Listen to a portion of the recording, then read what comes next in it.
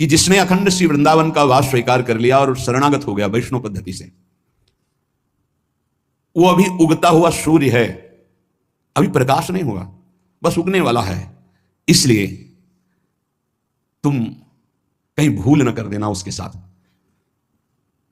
अगर वो तुम्हें दिखाई दे रहा है कि कुछ अपहरण कर रहा है आपका, उसमें तो बहुत विचित्र ढंग से वर्णन किया है, वो सबकी क्षमता नहीं, इसलिए उसकी व्याख्या नहीं करते हैं। क्योंकि अगर बुद्धि उस स्थिति में नहीं है तो लगेगा महापुरुष ऐसा क्यों बोल रहे हैं। क्योंकि साधारण धर्म का पालन करने वाला भागवत धर्म को नहीं जानता, और भागवत धर्म में स्थित प्रेम धर्म को नहीं, और जो प्रेम धर्म में स्थित है वो साधारण धर्म को भी जानता है, भागवत धर्म को भी जानता है, प्रेम धर्म को भी जानता है। ये प्रेम धर्म में स्थित महापुरुष हैं जो पूर्ण भगवद आश्रित है।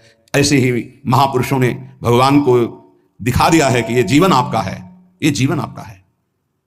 आरा चलवा दिया भगवान ने तो आह नहीं निकली। ये 22 बाजारों में मार कोड़े खाल खींच ली गई, हरि बोल के सिवाय शब्द नहीं निकला। ये उच्च कोटि के कारक महापुरुष हैं। अपने लोग सुनकर भयभीत हो जाएंगे कि ऐसी क्या, बहुत इसका कैसे अर्थ करें। इसकी स्थिति तो दिव्य महापुरुषों की जब तक स्थिति नहीं होगी तब तक इन शब्दों को नहीं समझ पाओगे जो इसमें उदित बाल सूर्य समस्त अंधकार का जैसे नाश कर देता है, ऐसे प्रिया प्रीतम की शरणागति में है। वृंदावनवासी है, अब उदय होने वाला है उसके ऊपर ज्ञान प्रकाश, प्रेम प्रकाश। अब उसको आप निंदनीय मत समझिए, किसी समय कृपा हो जाएगी और वो महापुरुषों की वंदनीय स्थिति को प्राप्त हो जाएगा, क्योंकि श्यामा श्याम का है। जैसे बहुत रफ्तार से गाड़ी चल रही है, उसको एकदम ब्रेक मारो तो भी घसीट ही जाएगी, ऐसे ही शरणागति का कुछ होता है।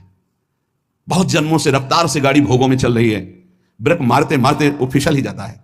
जैसे एक बहुत 100-200 वर्ष का पुराना वृक्ष आंधी से जड़ से उखड़ जाए तो महीनों हरा भरा दूर से दिखाई देता है, यद्यपि उसकी जड़ खत्म हो गई। ऐसे शरणागत श्यामा श्याम का हुआ तो यद्यपि संसार बंधन खत्म हो चुका है, पर काफी दिन तक आपको दिखाई दे सकता है कि संसारी है, इसमें कुछ लक्षण संसारी है।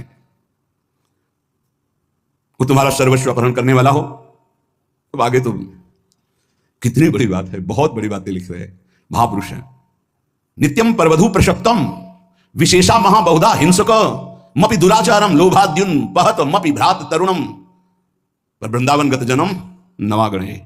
मैं नमन करता हूं, उनकी गणना हम दुराचारियों में नहीं करेंगे, क्योंकि प्रिया प्रीतम की शरण में हो गए, ये परम पद के अधिकारी होंगे। आंतरिक बात कि हमें यह देखना है कि ये प्रभु के जन हो चुके हैं, आज नहीं तो कल इनका सुधार निश्चित हो जाएगा। इसमें दो बातें हैं। एक है जो हमारे हृदय की अनंत वासनाएं हैं, प्रभु के द्वारा ही उनका सर्वनाश होगा।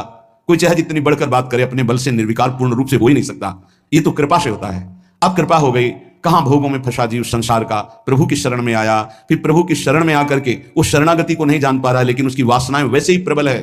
पर शरणागति जिनकी हुई है वो जान रहे हैं कि मेरे आश्रित हुआ है, मेरी माया प्रबल है, वो चूक ना देख करके अपनी करुणा से उसका परम मंगल कर देते हैं।